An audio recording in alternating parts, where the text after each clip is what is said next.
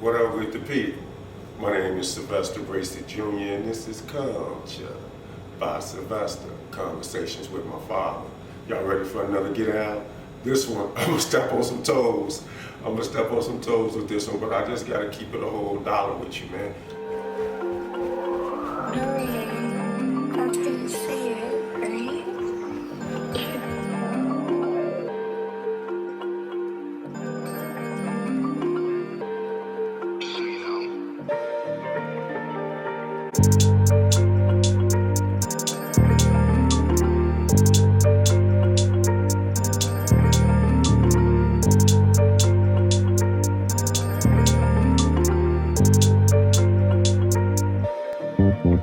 Afro right here, or somewhat of an afro. It's not big, no. But they want us to wear skinhead, what they call it, high and tight. High and tight. It's not my culture. Man, this conversation we had about us, we're more similar than we are dissimilar. And given that whole topic right there that he and I talked about, I'm gonna take it and I'm gonna shift it towards something that we're seeing today. But we're more similar than we are dissimilar. And I'm gonna shift it a little bit talking about this whole op culture. We hear everybody's talking about ops. Everybody's talking about ops, she's my op, he's my op. You know, an old man said this thing when we was talking. He said, from the minds of men, these things do come. People divided themselves in their ignorance, where we're a white man and black man, brown man, yellow man, albino man, red man. I'm gonna add to it, we're Crips and we're GDs and we're Blackstones and we're Vice Lords and we're Bloods and we're KKK, and all these different delineations that we've broken ourselves into. But the old man always taught me that we need to and we have to and we should embrace that we are one. We're really just one man, you know. We're more similar than we are dissimilar. Because when you break it all the way down, simply put, all of us, we're spiritual beings in fleshy bodies having an earthly experience. That's what we are, whether you're black, white, brown, GD, blood, crip, you are a spiritual being in a fleshy body having an earthly experience. And let's just leave it at that. All this other stuff, get out of here, you know. So let's go to this op thing, man. Op, this is my, what I think. I could be wrong. I've been wrong before. It won't be the first time I've been wrong. But I think that whole term, I think that's a Chicago term. I think that started in Chicago. And I'm gonna say why. Because back when I was in my 20s, you know what I'm saying, and that was a minute ago, we'd be like, man, that's a bunch of them ops up at the park. Straight up, where they at? Man, they up there, you know. We was calling the opposing group, we was calling them ops back then, you know. And in my opinion, I think the way it happened is when the Chicago rappers, in the last 5, 10 years, whatever years, since they really started getting national and big and international presence, I think they started telling their stories, and they were just talking. And Chicago people, when you're just talking, you might just say something about the ops. They were just telling their stories.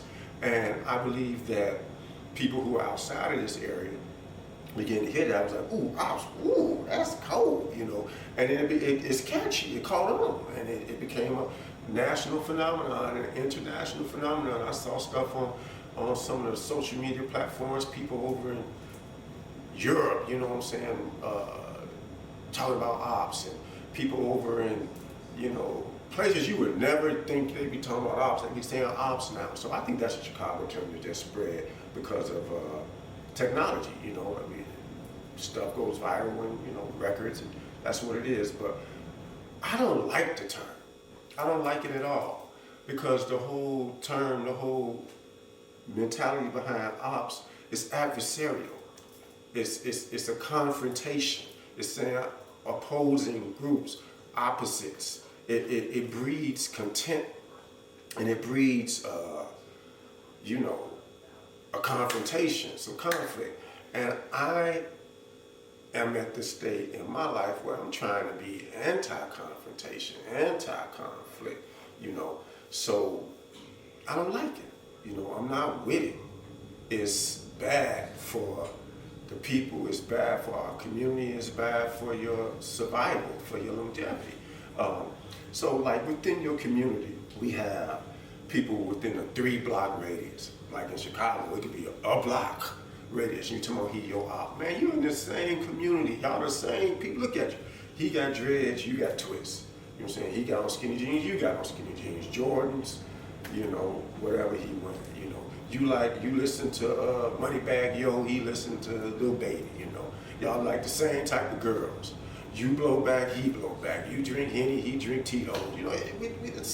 You went to this high school, he went to the rival high school. Man, we're more similar than we are dissimilar. And we are here tomorrow, he my op. You're very similar people, man. We can work through these things, Some people saying, they ops over clout. He clout chasing, clout chasing. Y'all help me understand with this whole clout chasing thing. What does that even mean? What is clout?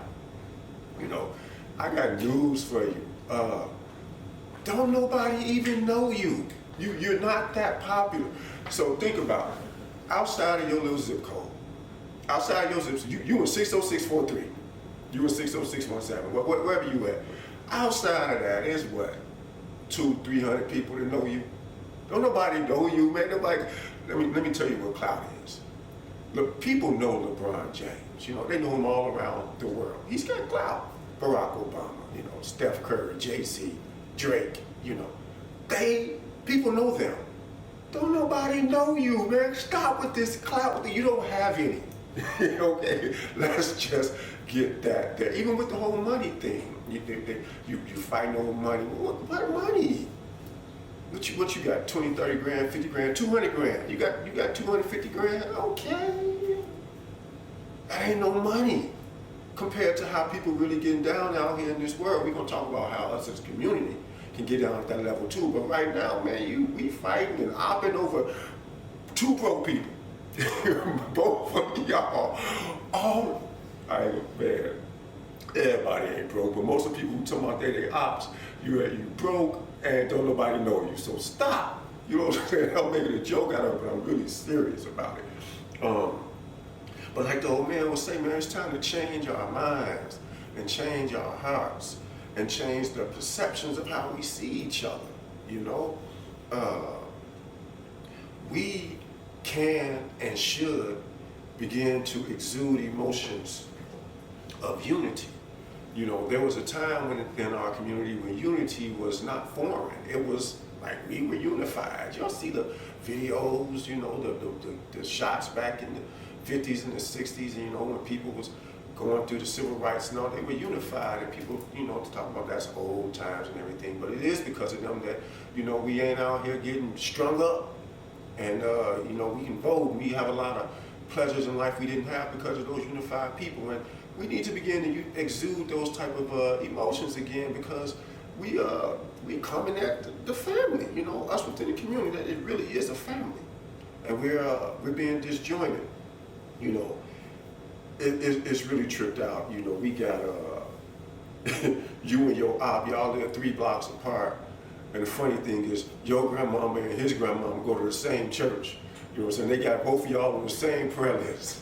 They praying the same prayer. What all grandmamas pray? Same prayer. I pray that my babies be safe out here in this street.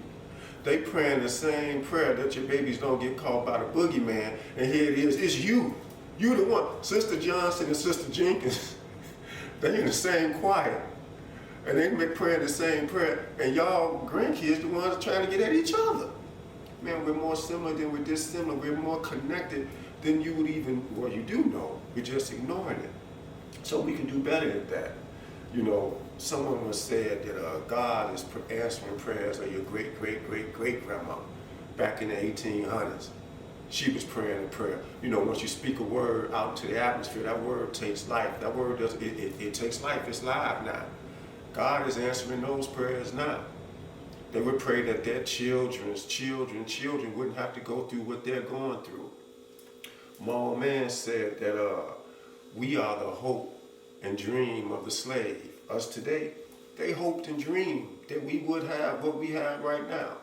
that we can walk down the street and be cool, that we can go places all over this planet and be cool.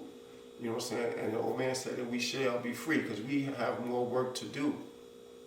But those prayers that they prayed, your great-great-great-great-grandma, it wasn't for them. Those prayers were put into the atmosphere for such a time as this. This is the time. Those prayers were to impact your day-to-day today. So when you talk about this whole op thing, man, these people within your community, you may have a disagreement with them. You may have some differences in opinion, differences in lifestyle. But like I said in the old last get out, the power of a conversation. You know, we got all these bosses in the community. Everybody's a boss, right? Well, a boss is more than a person who just tells someone what to do, gives all these directives. A boss also leads. And leaders look for opportunities to make things better. You know, you meet a person where they are, and you have a conversation. And you look for opportunities to improve. So a person can be opposing you. They can be different from you. But since we all such bosses, everybody, boss I hear, I'm a boss B. Okay, show me. Don't tell me. Show me in your actions. Have a conversation with someone and quit being so adversarial with the people who you should be building with, because we are going somewhere with this.